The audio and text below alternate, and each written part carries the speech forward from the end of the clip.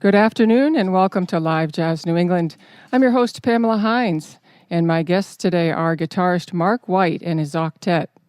They're going to be releasing a CD as a tribute to the West Coast saxophonist Dave Pell, who died in May of this year. Pell is perhaps best known for his cool Octet albums in the 1950s. Award-winning jazz journalist Mark Myers says of Pell, Dave was a dear, remarkably upbeat and cheery friend.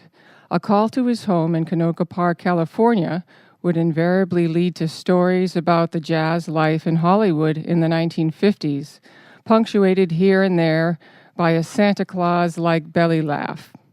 But Dave's good cheer masked a steely attention to detail when leading his groups and a loving intensity when improvising.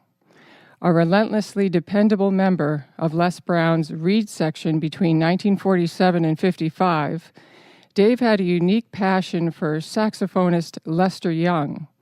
He also understood early that Brown's smooth dance band feel could be efficiently reduced to 8 players and then taken on the road to perform for college campus dances. His Octet charts were written by some of the smartest West Coast jazz arrangers, including Shorty Rogers, Marty Paich, Andre Previn, Johnny Mandel, and Bill Holman. And they were all too happy to knock them off for Dave. That was the power of his personality. Dave's first Octet album was recorded for Los Angeles Trend label in April of 1953, entitled The Dave Pell Octet Plays a Gallery of Seldom Heard Tunes by Irving Berlin. It's a long title. The group featured members of Brown's band who were crack sight readers and recording stylists: Don Fagerquist, Ray Sims, Dave Pell, Ronnie Lang, Jeff Clarkson, Tony Rizzi, Raleigh Bundock, and Jack Sperling. What made his tight octet so smart was how they grooved the gorgeous harmony-rich arrangements and ability to swing them. That's Mark Myers. Pell is on dozens of recordings and soundtracks as both a leader and a sideman. He was actually born in Brooklyn, and he moved to California in the mid-1940s. And on a side note, I'd like to thank jazz historian Chet Williamson for this information. Pell used a trumpeter from Les Brown's band named Don Fagerquist, and Fagerquist grew up in a musical family on Grafton Hill, right here in Worcester. And by the time he was 13, he was featured in the city's best bands. At 17, he was recruited to play with the Gene Krupa Orchestra, and he went on to become a star soloist with Artie Shaw, Woody Herman, and Les Brown. Fagerquist was known for his brilliantly melodic solos, and that's why Pell used him. Now on to our musicians here today to pay tribute to the Dave Pell Octet. Mark White, a guitarist who teaches at Berkeley, organized this group of incredible musicians that are here for this project. White says he and drummer Ken Hadley were chatting about the old Pell charts that Kenny had in his vast musical library. White dove into the recordings and charts related to Pell and became more and more excited. According to White, I became addicted to Marty Paich's writing and recording too. Marty wrote 75% of Dave Pell's book, along with Andre Previn, Bill Holman, and others. At this point, I was really hooked, and I had a lot of music, and the project was born.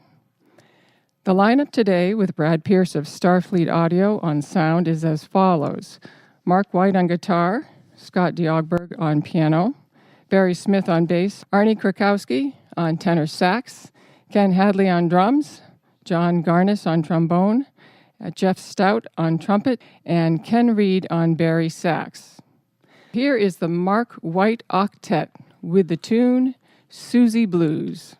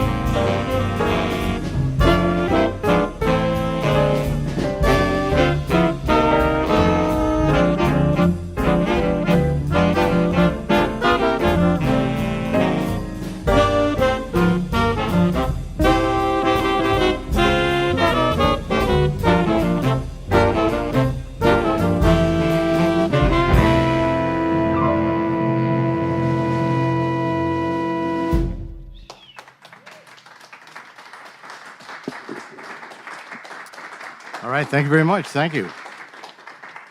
Great to be with you all today here on WICN with the crew. This last tune, Susie Blues, was a Marty Page chart. Like Pamela had mentioned in the introduction, he had done kind of the lion's share of the Pell book. But this one that's coming up here is one by Bob Florence. It's actually written by the piano player that was pretty well known in the 50s, West Coast guy named Pete Jolly, and one of the trombone players, I know the last name was Grove. I'm not sure about the first name. We'd have to check that one out. I'll leave that for Aldine to research. He's the master of all things past and present when it comes to things in print. So, yeah, that's a perfect assignment for you, Al. Thank you very much. Yeah, thank you. And, you know, even though the octet here bears my name, I want to make it, quite clear that this is really a cooperative with all the guys in the band. Everyone here is a leader and been playing together in different combinations with all these folks for over 30 years now. The great Kenny Hadley big band, where so many of us have come together over the years. That's where I met Jeff Stout in a galaxy long and far away. I think it was in Salem, but anyway, it was a long time ago, and we still do that band all the time.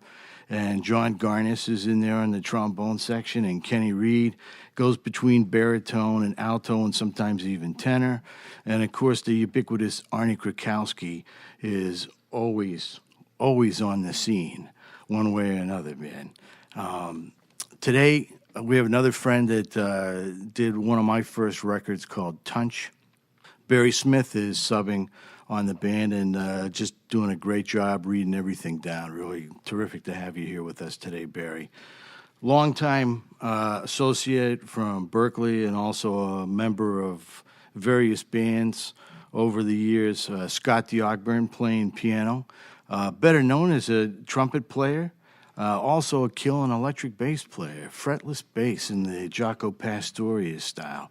And of course, the one that goes by Big Daddy, Ken Hadley, an association that goes back so long that it's given me wrinkles just thinking about it. And it's like he's really a big part of why we're here today. And we all, do these projects. We do show pit orchestra things. We play big band things. We do this, that, and the other thing. And it's really great to have this group assembled. I really consider it, I'm just kind of the person that waters the plants, but everybody in this group is quite a plant. They're wonderful players, they're wonderful musicians, and it's just they're so dedicated to the music that I can't tell you how pleased I am to be playing with them. And also, too, while we just got the music stopped for a sec, I'd like to say thanks to all our friends here at WICN, Pamela for doing the interview, and the ubiquitous Al Dean. I mean, here's a guy that you'll find at air shows, model plane conventions. He's doing the audio thing. It's just like he's driving down to Florida. He's doing this, he's doing that. And he's been a longtime fan of the Kenny Hadley big band. We're really glad to be out here today, and Al had no small part in being able to put that together. And also a great welcome from the new station manager, Amanda Carr, who's been really terrific in helping to be able to negotiate and, get the timing together and all that. And thank you again, Brad, for doing the audio. And everybody that's hanging out today in the audience, pleased to have you with us. Thank you so much. So I think we'll continue on now. Enough of the yakking for a minute. Little Bird by Pete Jolly.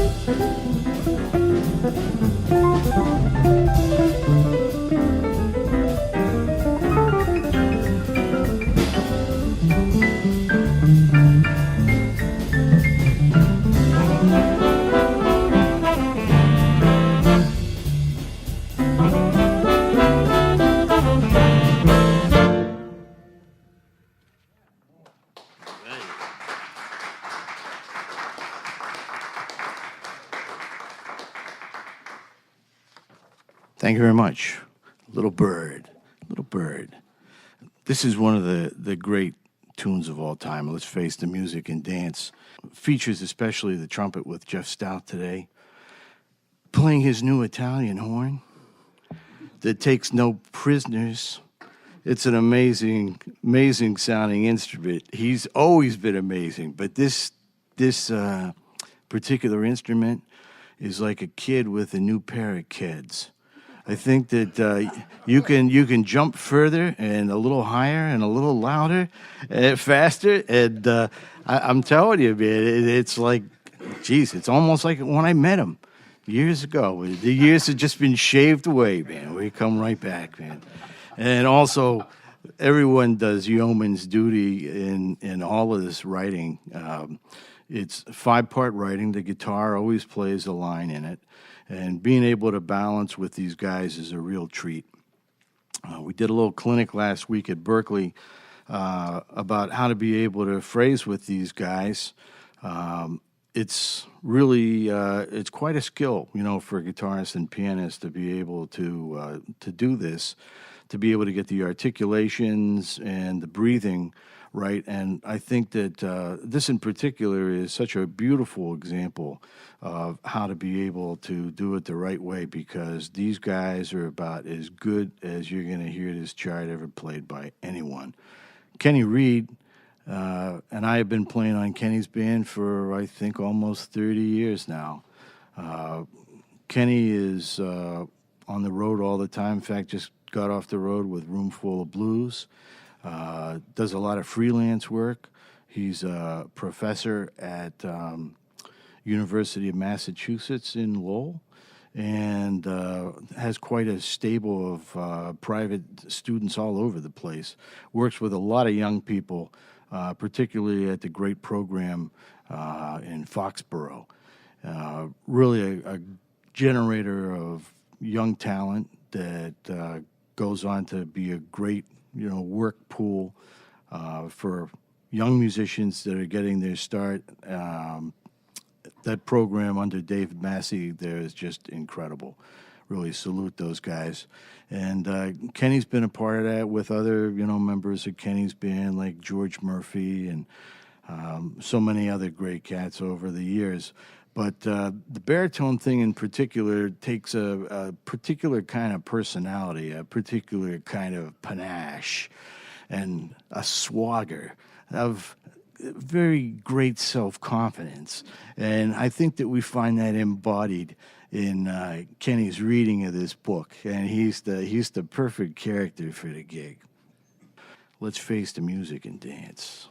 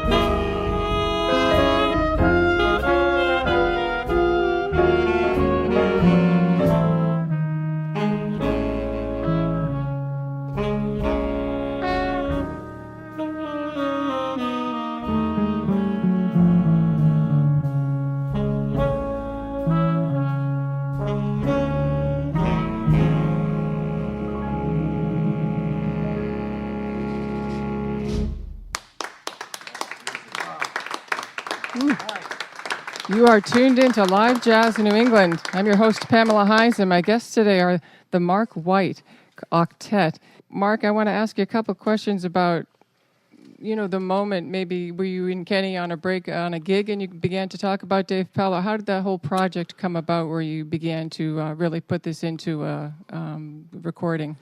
So I can't remember exactly where or when. It could have possibly been over a cigar. It could have possibly been with libations late at night on Lake Como, overlooking the beautiful vista of the lakes and across. Oh, sorry, I know I'm waxing pedoic. Okay, thank you so much. No, I mean we get into these beautiful surroundings with a good friend Raylan Mercer at the Franklin School of the Performing Arts. We've in all of us here, one way or another, have worked with the school and backed up groups and done a lot of traveling. They make great opportunities for a lot of young musicians to be able to get a good start, and particularly those interested in theater. The funny thing about it is that, Kenny and I had been talking about, I'm going to look for these Dave Pell charts. And then all of a sudden, one sunny day, Kenny called up and I found the charts.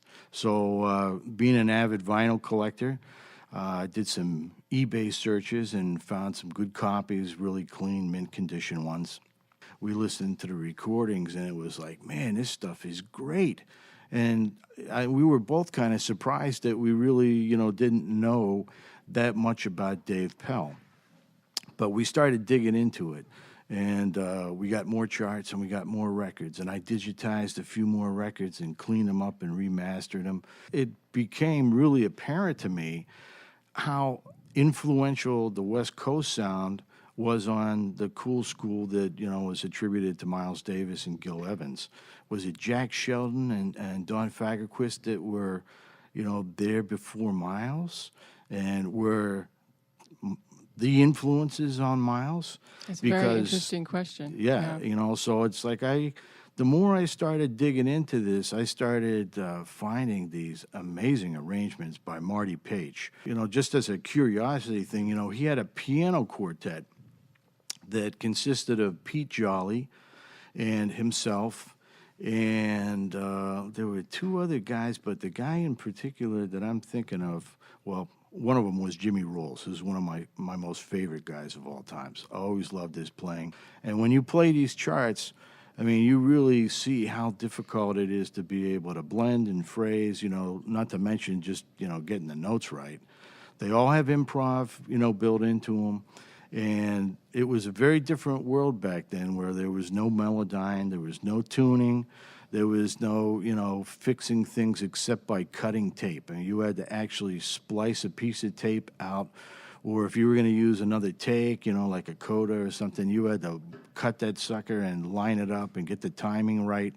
And it was pretty primitive in one sense compared to the digital editing that you can do to today.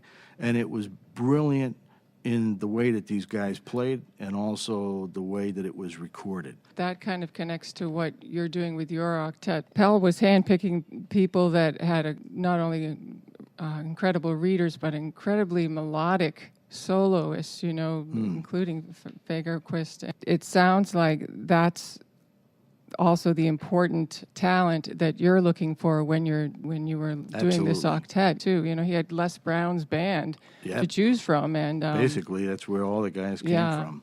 And even Brown, in reading those articles about it, Brown later admitted that he was just incredibly envious of Fagerquist's ability to just have those melodic solos. And this is the kind of the history that you're putting together here with this octet. And I think that's a really important point, too, because you need to be able to pay tribute to this music, I think. We are paying tribute to it by playing it and being involved in trying to preserve it and re-record it. While we're stopped for a second, I would mention, too, that Arnie Krakowsky, our tenor player, probably brings more experience in this kind of genre than anybody that I could imagine getting anywhere. There's very few people that can play with the musicality, the pitch, the nuance, the phrasing and keep it fresh, and playing beautiful new solos every time. He is the perfect man to be able to fill the shoes of Dave Pell. And unfortunately, Dave passed on before we had the opportunity to contact him. Actually, Arnie knew him because, of course, all saxophone players universally talk to each other about mouthpieces. So it's a saxophone thing that is very strange, man. You don't find that in trumpet players. Like, hey, geez, did you try this 9G, man? Just Giardelli, man. Wow, it's really killing. Yeah, it's like I never heard a trumpet player do that. But the Reid players, when they get together, man, they will talk for hours about the reeds and the ligature and this and that. It's really fascinating. I love it. Japanese link. Yeah, he's got a Japanese link on there right now, man. Yeah, man. Well, let's get He's back already to the thinking music. about lunch, I can tell. Yeah, let's hear another tune. I want to also tell our live audience we've got a arrangement more like a horseshoe today. So we're feeling like as an audience that we're in on a session, and we do this to make sure we get the best sound going out to our radio listeners too. So we want to thank our audience for their great patience in the seating and then the kind of situation today. What would you like to play next, Mark? This is actually Shorty Rogers' arrangement of an old Mac Gordon piece that's called Paris in the Springtime.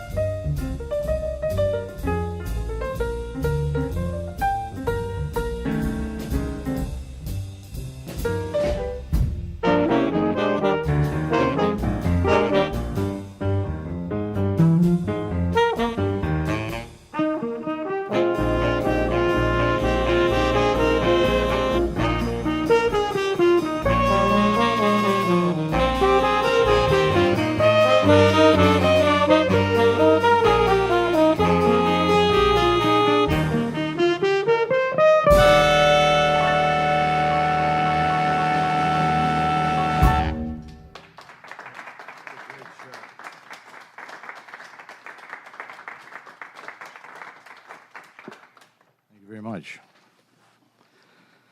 Shorty Rogers, also a Worcester native, did that chart, and it has a nice little classical feel to it that is very intricate and really shows off the band in a great sort of way.